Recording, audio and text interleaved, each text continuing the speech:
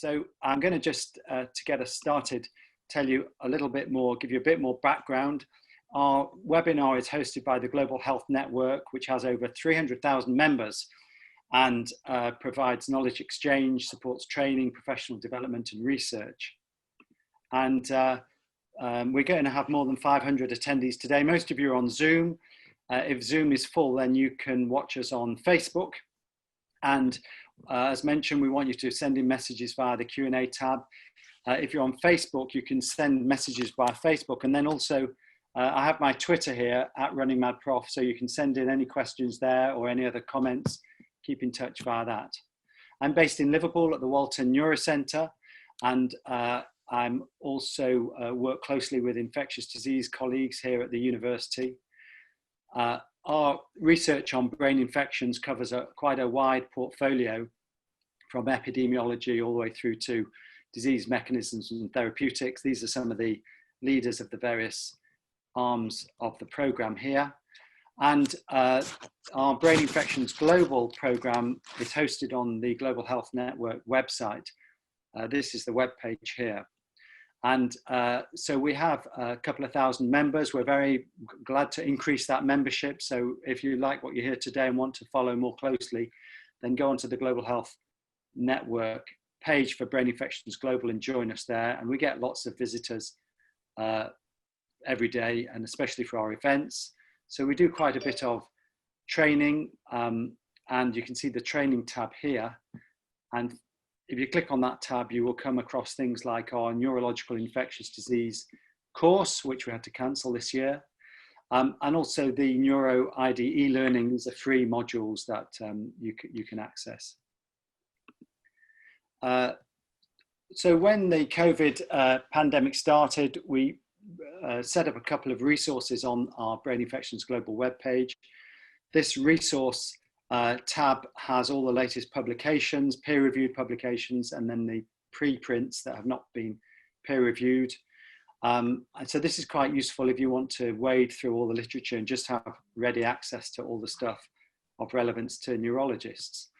And including on there, we've published links to our recent publications. This is our review of all the neuro case reports and case series describing neurological disease. This was in the Lancet recently.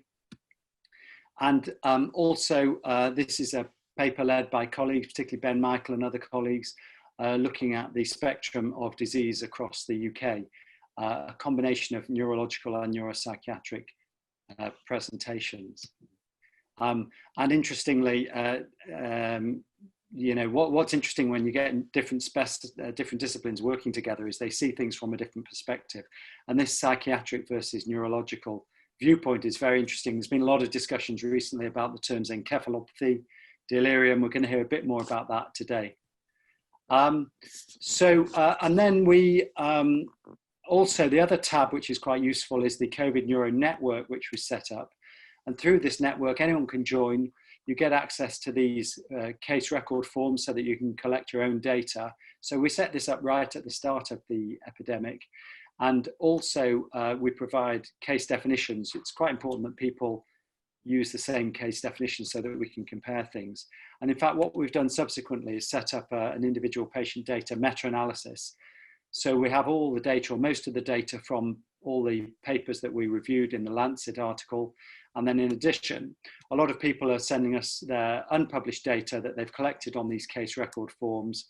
And we'll be putting all of this together. So if you have patients you'd like to include in this large data set, either published or unpublished, just get in touch. Okay, well, let's move on to today's webinar. So like I said, it's a real pleasure to introduce today's speakers. Jim, I've known for a long time. I was trying to remember back, I can't remember how many years ago, at least 10, maybe 15. Jim and I met in a bar in Texas, I believe, at a meeting of the American Society of Tropical Medicine and Hygiene. Is that right, Jim? That's correct. That's correct. And so we've done quite a few things together over the years. He was a speaker on our Neuro ID course. He's at the CDC. He's the only neuroepidemiologist at the Centre for Disease Control, and he's worked on most infections of the nervous system. And I'm going to hand over to Jim now, and he's going to tell us all about his neuropsychiatric manifestations of COVID-19. Okay, let me go ahead and share my screen. One second. And the way it's going to work today is we'll have their shortish presentations with time for discussion in between. So do send your questions in and we'll pick up on those between presentations. So first of all, thanks. I'd like to thank Tom very much for the opportunity to come in and talk this afternoon. And I'm going to focus on the neuropsychiatric manifestations of SARS-CoV-2 infection. And, as we've gone through this outbreak, we're learning more and more about the extra respiratory signs and symptoms of SARS-CoV-2 infection. And one topic that is kind of gaining greater attention is the psychiatric or neuropsychiatric manifestations of COVID-19. And so I'd like to sort of start off with a short case presentation. This is a 36-year-old African-American woman, works at a skilled nursing facility, no psychiatric history. She was diagnosed with COVID-19 by an NP swab, and at that time she was suffering from rhinorrhea and nasal congestion, but there was no dyspnea or shortness of breath. 4 days after the respiratory onset, she was noted to have acute, rapidly progressive change in her behavior, including persecutory delusions, decreased sleep, and thoughts that her partner wanted to kidnap her children and steal her COVID-19 stimulus money. So her symptoms basically culminated with her trying to pass her children into a fast food drive-in to prevent them from being kidnapped. At that time, first responders were called and the patient was hospitalized under an involuntary commitment. As far as investigations, when she came in, vital signs were stable, CT head and brain MRI were normal. CSF was basically normal, one cell with normal protein and glucose. She did have elevated C-reactive protein and D-dimer, however. So at this point, the differential included a first episode psychosis, which would be kind of unusual in a 36-year-old, brief psychotic episode in the setting of an obvious stressor, or a direct sequela of COVID-19 infection. She was treated with antipsychotics and stabilized, and then discharged on hospital day 7 on risperidone. And during follow-up, there were no further episodes of psychosis. So the fundamental question, or overriding question in this case, is whether this psychotic episode was a direct result of the SARS-CoV-2 infection, whether there was a temporal relationship only. In other words, it's true that she had SARS-CoV-2, it's true that she had a psychotic episode, but the two are unrelated. Or was it possibly the case that a severe infection was essentially unmasking an underlying, minimally symptomatic psychotic disorder? So before we start going into, a discussion of these manifestations, I think it's important to try and consider and define some terms. And I would sort of refer you to this meta-analysis that was published not too long ago, really kind of taking a deep dive look into psychiatric and neuropsychiatric presentations. And here, psychiatric is going to refer to disorders, symptoms, and signs listed in category 06, which means the mental, behavioral, and neurodevelopmental disorders of the 11th edition of the ICD codes.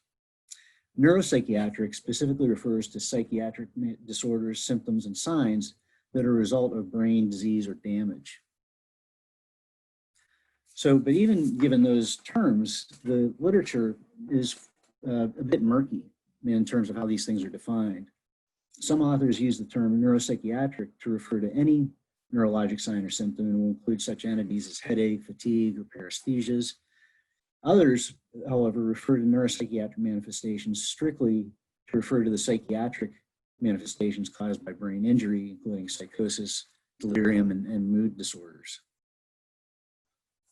So really the fundamental question is, when it comes to neuropsychiatric manifestations occurring in the setting of SARS-CoV-2, does infection with SARS-CoV-2 lead to psychiatric and neuropsychiatric manifestations just on the basis of its being a severe overall illness, or is it because of specific factors related to this particular infection? Now, there are several different mechanisms by which neuropsychiatric manifestations may occur in the setting of COVID. Fundamentally, these events could occur through direct effects of infection of the CNS with SARS-CoV-2 infection.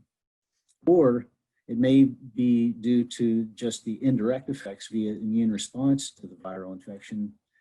And finally, there can be neuropsychiatric disorders that can occur due to the medical interventions used to treat SARS-CoV-2. But the bottom line is that the etiology of these psychiatric manifestations is likely to be multifactorial, including a combination of direct viral effects, cerebrovascular disease, and the host immune response to the virus.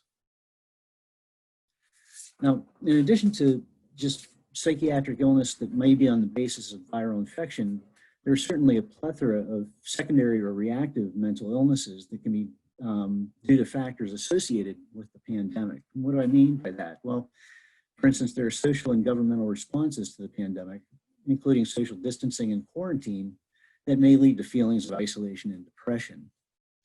Certainly among frontline workers or healthcare workers, the grueling hours and the stress of working within a pandemic can lead to mental illness. In many cases, the unemployment associated with the pandemic and resultant financial difficulties could lead to psychiatric manifestations. There are almost certainly going to be social stressors associated with children returning to school, and this could lead to stress upon children, teachers, and parents. In some circumstances, the stigma of having developed COVID-19 might lead to anxiety and stress.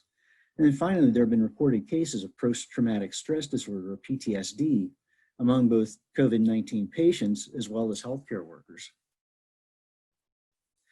So, but when we try to get a sense of what the neuropsychiatric problems look like on a population level, there are a couple of cohorts with substantial enough patients to make some inferences. Now, firstly, there was a report by Mao and colleagues in Wuhan, China, that looked at 214 consecutive patients in the series. And of these 214 patients, 78, or 36%, developed neurologic manifestations.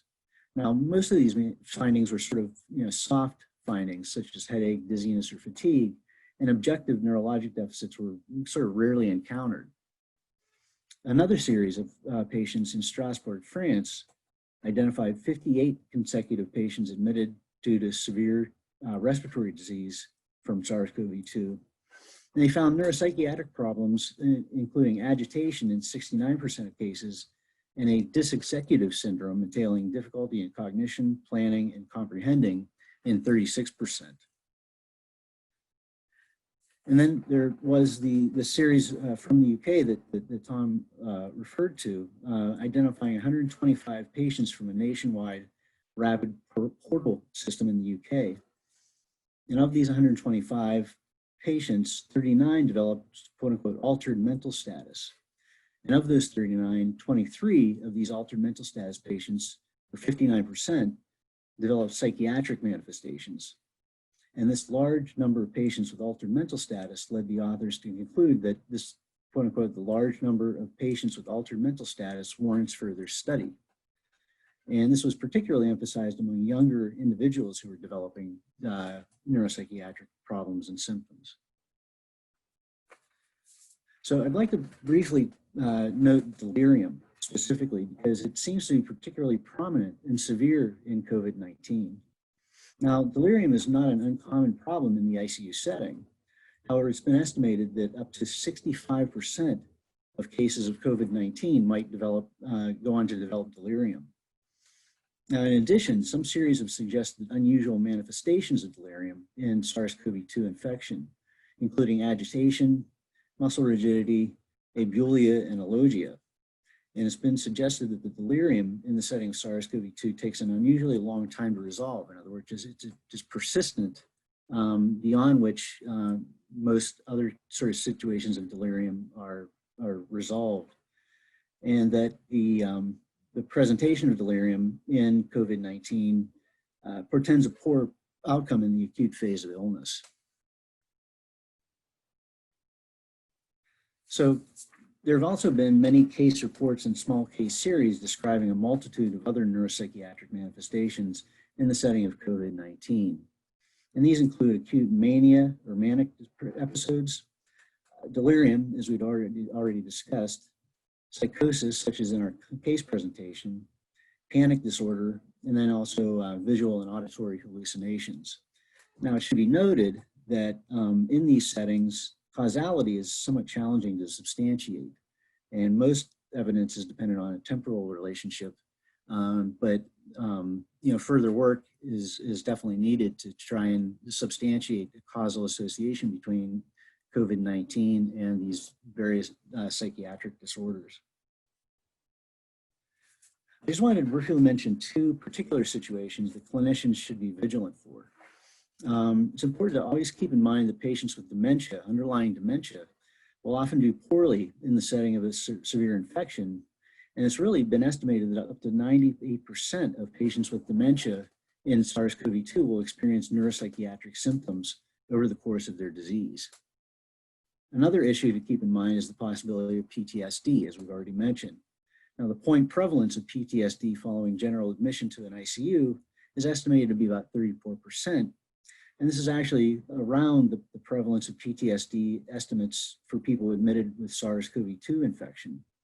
So it's really not an insignificant proportion of patients who may go on to develop PTSD in this setting. Now, in addition to the possibility of SARS-CoV-2 infection leading to psychiatric illness, there's also the possibility of treatments directed at SARS-CoV-2 infection that could cause psychiatric illness as well. So for example, some of the antiretroviral medications, including remdesivir and darunavir, can lead to sensory neuronal hearing loss as well as depressive symptoms. Treatment with corticosteroids, particularly high-dose corticosteroids, can result in memory or cognitive impairment, delirium, and mood changes, especially mania. And then chloroquine, in some cases, may lead to mood, lability, psychosis, and suicidal tendencies. So just to kind of wrap up, there are a variety of neuropsychiatric manifestations of COVID-19 being reported. Oftentimes, it's difficult to differentiate a causal association from a simple temporal relationship. This is something that needs further work. But it's most likely that many, if not most, of these neuropsychiatric features are multifactorial, involving the virus, the host response, and sometimes other, sort of exogenous features. And further investigations into COVID-associated neuropsychiatry are very much needed. And so with that, I'd like to stop and thank you for your attention and see if there's any questions. Jim, that's great. Thank you very much. Let's just get the whole team back, if we can do that. There we go. And Lisette's going to come back too, I hope. Yeah, that's really interesting. We've got some questions coming in, but maybe I will just start by asking you about this issue. You mentioned about sort of murky use of definitions, etc. And there is, in response to the thing we had in Lancet Psychiatry that you mentioned, the 150 or so patients, there's actually some letters coming in that we're now responding to, particularly about this use of the term delirium versus encephalopathy, etc. What do you want to just expand on that a little bit more for us? Yeah, I mean, so, and it's a good point and a good question. Delirium, has been seen quite frequently in the ICU setting, and it just seems like in the setting of SARS-CoV-2 that the delirium can be, sort of more prolonged and more severe.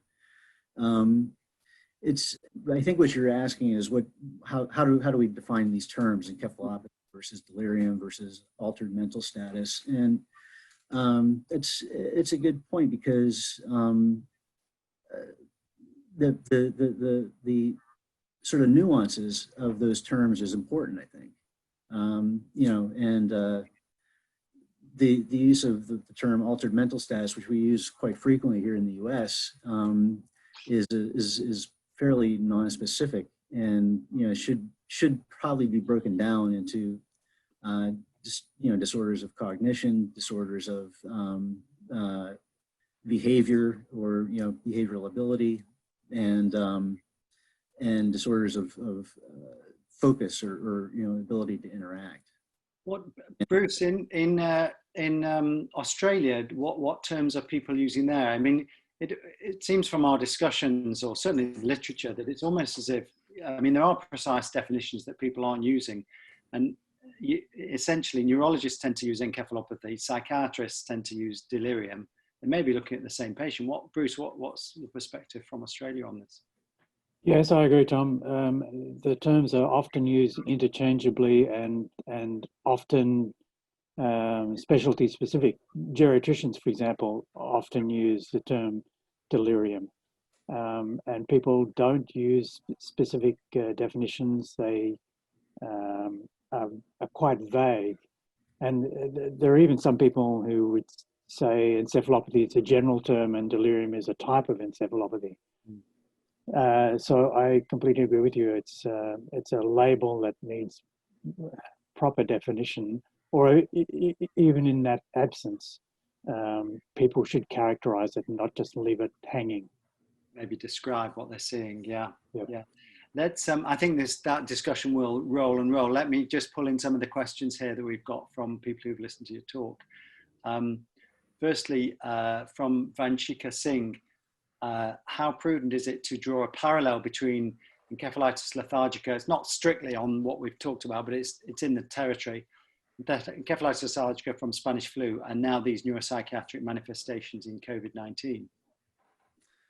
Yeah, I mean, that's a good question, and there's still some debate as to the relationship between encephalitis lethargica and the 1918 Spanish flu. But many of the things that have been described with encephalitis lethargica, difficulty with memory and cognition, Parkinsonism, are very similar to some of the psychiatric manifestations that have been started to be described in SARS-CoV-2 infection. So in terms of symptomatology, I think there's lines that can be drawn between the two. We do need to be careful about the relationship between encephalitis lethargica and the Spanish flu outbreak. Yeah, yeah. Let's see what else we have here. I might put this to Lisette. Actually, you're a neuropsychologist. Somebody asked, Sonia Leonard has asked whether there are similar neuropsychiatric signs in other viral infections. Have you come across these in your clinical practice as a neuropsychologist, Lisette? Well, so, I mean, from the literature, we've sort of been through with my colleagues from the International Neuropsychological Society. There was actually evidence of some neurological involvement in SARS-1, I mean the first version of COVID, and also in MERS as well. But I think there hasn't been enough studies, to determine, the prevalence and incidence as well. My original area is HIV. So HIV is a little bit different, but yes, I think in this kind of context, we know that there are neuropsychiatric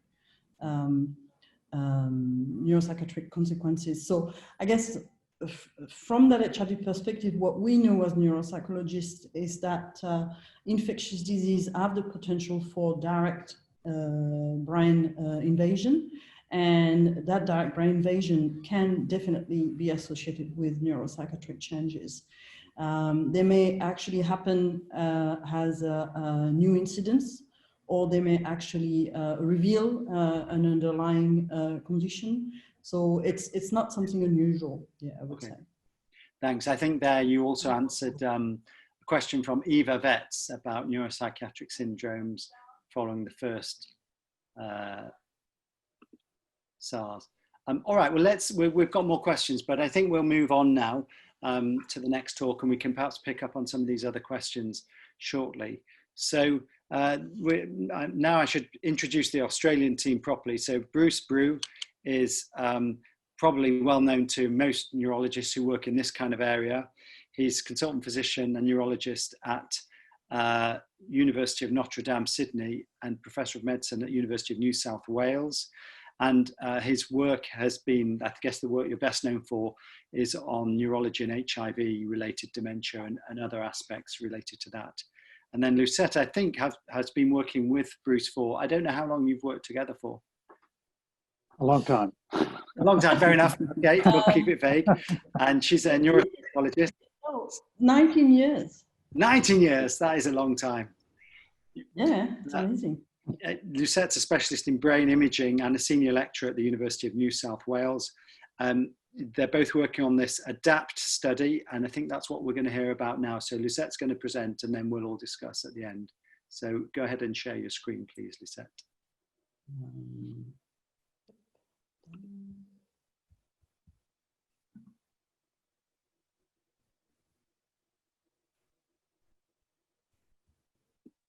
Okay, and whenever you're ready. Okay. Can you see the presentation? That's it. Yeah, we've got you. Go ahead. All right. So yes, just to continue on that, yeah, Bruce and I have a long-time collaboration, and it's always a pleasure to work with Bruce. And he allows me to, elevate sort of the work I'm also working on, and it's a great, amazing collaboration. Anyway, so this presentation is on behalf of the ADAPT team. It's a big team, and I will show at the end who the team is. It's certainly more than us, and it's a preliminary result on neurocognitive and olfaction result. So it's less on the mental health aspect, but I'll talk a little bit about that as well. So I think it's important to present the parent study because this is more than neurocognition and olfaction. So the parent study is led by Associate Professor Gail Matthews and Dr. David Daly at St. Vincent's Hospital, with primary co-investigator Professor Greg Dorr and Anthony Byrne. Through the leadership, so we have the sub-study on neurological, on neurocognitive function and olfaction. But the overall sort of parent study has a wider aim to characterize the pathophysiological, immunological and clinical outcome related to COVID-19 in the St. Vincent's patient population. So St. Vincent's Hospital is one of the main public hospitals in Sydney, and it is really capturing sort of more affluent sort of part of the city. So we hope that to collect up to 150 people. This is actually flexible because it will depend on how the pandemic is evolving in Sydney. In terms of the criteria of inclusion, they've tried to catch the all-comer adult type of person. And you can read for yourself that we're doing, the parent study is doing quite a few other testing. I think what should be important to remember is that it is a longitudinal study, and it has up to 7 visits for the parent study. And now on the next slide for the neuro sub-study, it has, we're gonna have 4 testing, including the baseline testing. So for this presentation, it's result hot from the press, and they're really preliminary. And so we have 95 people. What's important, and I will probably repeat that several times, is that while we present the baseline cross-sectional data, this is people who have recovered from the acute phase and came about 2 months post-COVID diagnosis. So the reason to do that is because we could do face-to-face assessment, and we knew that the patient were not going to transmit the infection. So we've got data for all of those aspects in terms of basic demographic disease severity, self-reported anosmia at diagnosis, neurocognitive testing, and I will say a bit more about that, and olfaction, except for 1 person for the olfaction because they had pre-COVID anosmia, do some surgery. So what I did for this cohort, I designed a sort of, I wanted, the investigator said to me, we want a screening. So the idea was to fit the cognitive and the olfaction testing into a study that has already a lot of procedure. So it was kind of a good balance between what could detect something in terms of mild level of impairment and below, and also at the same time, something that would not be too burdensome to the patient. And this is a big discussion we've had with neuropsychologists, and I've just put the link here to the International Neuropsychological Society, where we have our special interest group that I co-chair with Professor Emilia Liocek in Poland. where we actually give advice. We hope to give recommendation on how to best do this neuropsychological testing in the condition of COVID-19. And this is a really important aspect to try to build a study that works well with the leader, who are typically infectious disease physician or respiratory physician. Although sometimes I think, like we'll see for this result, it would be good to do a bit more testing, because neuropsychologists, we like that, we like to do more all the time. Anyway, so we've picked Cogstate, or I picked Cogstate because I know this test very well. I use it in HIV and I know how it behaves. So it was kind of an assurance for me to understand if there was going to be some sort of deficit, that I would understand that quite well. And so we've picked some cognitive aspect that we would know would be affected by some of the comorbidity potentially of COVID, but also potentially COVID itself. And so what's important to understand is that the data we're going to present are corrected for age, education to some extent, and sex. For the olfaction test, we've picked the NIH Toolbox Odor Identification Test. This test has been validated against the gold standard in the field. It's asked people to smell 9 smells on card and scratch and sniff cards. So it was good because it was good to be that the patient could just throw the cards, once they snip them. It has really good normative data beyond the gold standard. And so it's corrected for also a host of demographic factors.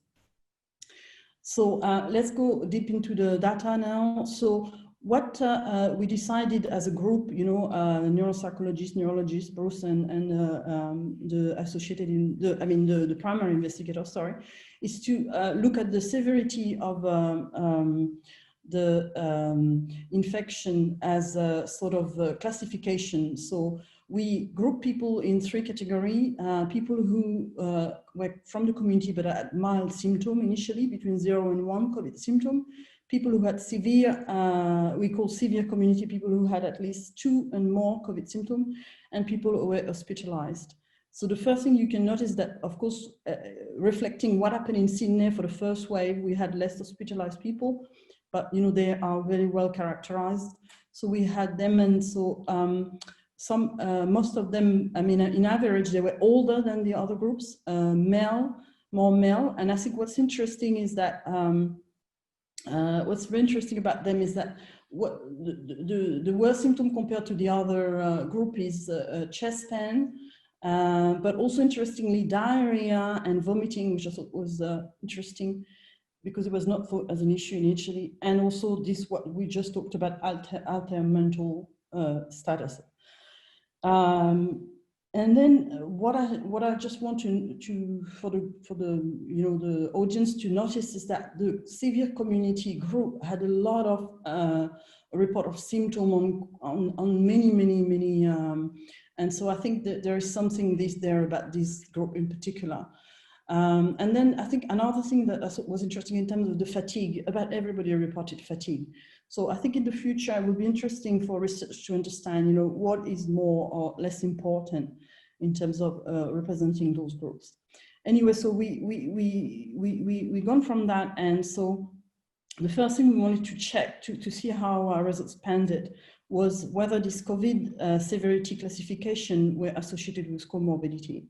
And so it is a little bit associated with comorbidity in the hospitalized sample, if we define it at least as people having 1 comorbidity, so overall 34%, but it's not dramatically different across the group. And if we use another definition of comorbidity, which is the sum of overall comorbidity, then it's not really associated with COVID severity. So I think the reason for that are a bit complicated, but I think one of them is that the people who come through St. Vincent's Hospital, again, come from an affluent suburb. So if they had comorbidity, probably they also received the best treatment. So here, I come to our primary hypothesis in terms of the neurocognition and the olfaction. We expected that it would be worse as a function of disease severity. So what do we find? So we found that actually that for the neurocognitive performance, that's not the case. When we use those demographically global Z-score, which represent the overall performance across the Cogstate battery, we found that the 3 groups actually perform similarly. And it's quite strong, because it's a very high p-value. When we define neurocognition as a dichotomous sort of definition where we use normative data to say, okay, those people have clinically sort of significant level of impairment versus not, then what we find as well is that there's not really a difference between the COVID-19 severity. And this is not also influenced by the comorbidity status. When we, however, when we look at the objective assessment of olfaction, what we see is that the people who are hospitalized in average perform worse, in particular compared to the severe community sample. And we found that looking a bit deeper into the data, that olfaction performance was not associated with ever or current smoking status, and it was also not associated with comorbidity. So it's kind of a relatively, I would say, strong result. And so when we also look at objective assessment of olfaction, but this time we also define a conventional, in neuropsychology, this is a fairly conventional level of dichotomous level of impairment. The effect is even more evident where the people who are hospitalized actually have worse olfactory performance. And then, so because we had the capacity to also looked at how people reported self-anosmia at the initial COVID diagnosis, we looked at that by diagnosis severity, and so we found that overall it was not really significant, although again that severe community group, which has a high level of reported symptom, and we need to understand a bit more about that, was a little bit above everybody else, okay? And then when we just wanted to check if that self-reported anosmia was going to be connected with cognition, and it's not. And then the next one, which is interesting, is that we found that neurocognitive impairment, so you know that dichotomous definition that I used before, and also for the olfaction impairment, when we looked at this, we found a positive association, meaning that the people who had impaired olfaction performance below a certain threshold, okay, were also more likely to also be cognitively impaired, okay. But this connection has to be interpreted cautiously, because when we looked at whether it is associated with disease severity, we found that it's not. In other words, there is no interaction between disease severity and olfaction impairment and a link to cognition. So in other words, the correlation between olfaction and cognition is a standalone connection. It's dissociated from the disease severity. So what I will ask then the audience here is to just concentrate on the Venn diagram on the right, and I will read the conclusion on the left. So in that Australian COVID-19 sort of preliminary result of recovered patient, which is mostly composed of community cases in an affluent suburbs of Sydney, we find that overall the neurocognitive impairment is low. We also find that the neurocognitive impairment is not associated with disease severity. However, we found that there's a persisting objective olfaction impairment that,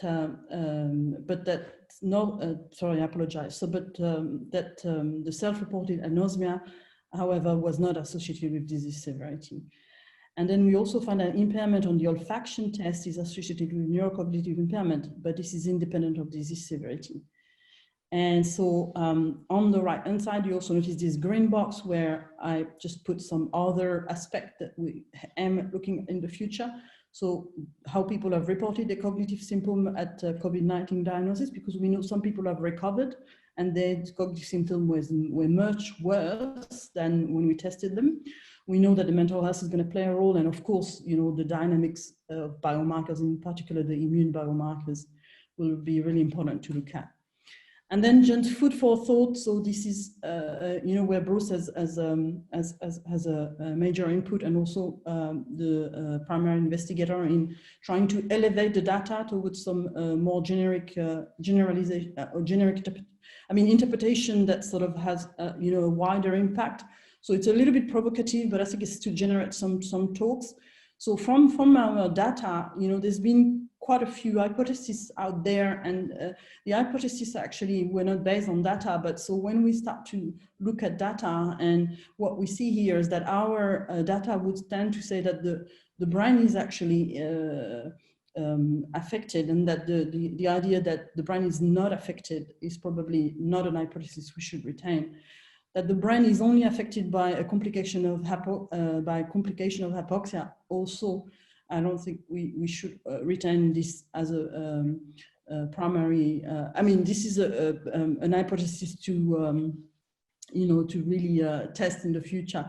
And then I think for me the strongest one from the result, that the idea out there that anosmia is just a result of being sick, and that it's just a stuffy nose. Well, I think our data shows that it's probably not the case, okay? The other thing is that anosmia may be a standalone condition, or it may be associated with cognitive impairment. The two can exist, okay? So I think there needs to be more data, more research to look at whether COVID is actually trafficking through the brain through the olfactory nerve and the blood-brain barrier. There is data from Germany that shows that it could be the case, autopsy data. And then I think from people who are specialists of smell and test research, there is really some capacity there to dig into what's going on in terms of the smell and the test, because we haven't tested the test here. We recognize some limitation. The first one is, again, that the data is preliminary. We need longitudinal data. I think it's really important to have longitudinal data. I could not emphasize that more. We have a relatively small group in the hospitalized people, but this is representative of what we see at the moment in Sydney. The neurocognitive impairment was relatively low, but we also look at the entire performance range, so the results are probably fairly robust. We, as neuropsychologists, we want to do more tests, but here I think there is really a case to do more tests. There are quite a few cognitive abilities that we haven't assessed. The accuracy of self-reported anosmia may have been affected by retrospective measurement. However, it is well known that people are particularly unreliable in reporting smell dysfunction, although this could be sort of a different context, because here it's in context of an acute, respiratory disease. And again, the inclusion of mental health data. So here I've put a picture of the team, and I thought it was really important for me to acknowledge the team, because without them, of course, this data wouldn't exist. And first and foremost, the research participant. So you have a picture of the study leader here, Professor Greg Dorr on the left-hand side, Bruce Brew, Dr. David Daly from respiratory medicine, and Associate Professor Gail Matthew. And this is the entire team. Without them, again, the study is it's a big team, and from nurses, operational staff, neuropsychologists, and my student, Yasmin. Thank you for your attention. It was a bit too long. Thank you very much. That was great. Really, really interesting data, actually. And thanks so much for sharing preliminary data, which I know haven't been through peer review, etc. yet, and aren't published yet. Just ask the rest of the team to put their videos on as well, so that we can see everyone. That would be great. And we've got some questions coming in from the listeners, but maybe I'll start. I mean, there are some really interesting things coming through there. I think this persistent olfactory problem being associated with perhaps neurocognitive impairment. What do you make of that, Bruce? How do you make sense of that? So I think it's I actually think it's pointing to one mode of entry into the brain. I think whilst our cohort is perhaps disadvantaged by not being particularly sick, it's also advantaged. So we don't have a lot of the confounds that really make other data sets hard to interpret. So, and I know people have documented anosmia in other data sets and have said, well, maybe it's just the support cells that are affected. It's not truly the olfactory nerve. That may be the case, but the association with the neurocognitive impairment, which doesn't then jive with disease severity or comorbidities, I think does give us an insight into this being a real entity, and at least in some patients, a pathway into the brain. Mm. Jim, what do you think of what we've seen? Yeah, no, I mean, it's incredibly fascinating. And so What do you make of the fact that anosmia seems to be associated with neurocognitive impairment, but that's sort of independent of disease severity? Is that pointing toward sort of the fact that there is potentially involvement of the nerves past the cribriform plate, or entry to the brain? Yeah, I think it is. I think it is. I think the disease severity index that we've used probably reflects not just viral burden, but the cytokine response. And the advantage of this cohort is that then they, in general, haven't been very sick. And so I think we've got a unique opportunity to see what the effects are, independent of any significant cytokine storm. I mean, I agree there would be a cytokine surge, but nothing like what you see in really sick hospitalized patients. So I think it does point to brain entry, at least in some patients. A lot of patients don't. Exactly, because I don't know if you remember, but on that slide where I present the sort of non-link to disease severity, what's really important is this variation in all the classification of severity. And what it means for some people, cognitive impairment, bad smell, I might be a bit colloquial, but bad smeller and low cognitive performance, and that's what it is. But for other people, that's not what's happening. Is that it's potentially related to COVID-19 persistent anosmia per se. So I think in the data we have both instances. That's what it means. Yeah. Okay. Now we've got some questions coming in via the chat function. First of all, Erica Weiss asks about whether there was any imaging in these patients, whether you might be able to relate imaging to other findings. Well, I mean, no, we don't have imaging in everybody, but I think, Bruce, we have imaging in some of the hospitalized cases.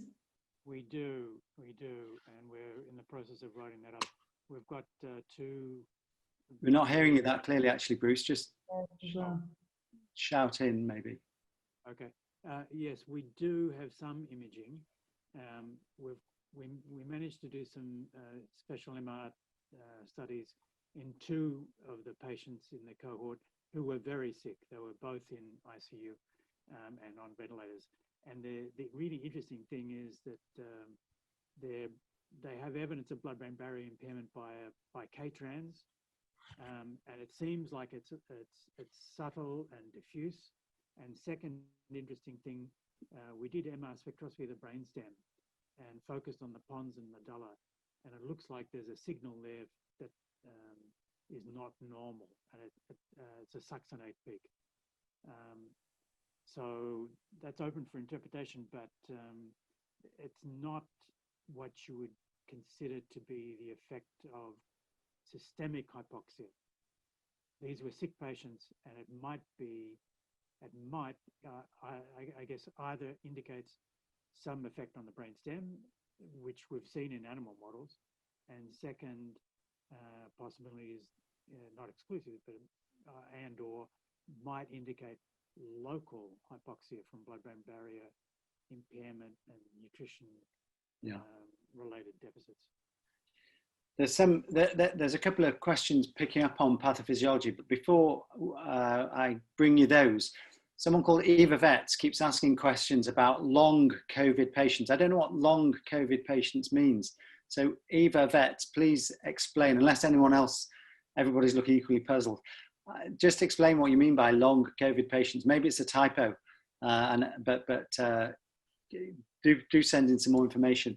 But I think I thoughts about disease mechanisms. So I suppose I'm sitting here thinking, I think your sort of hypothesis is this, that you're saying you get some patients who have very severe systemic COVID disease, and then we have other patients, and there'll clearly be overlap, but in the systemic severe ones maybe end up with strokes and other things related to severe disease.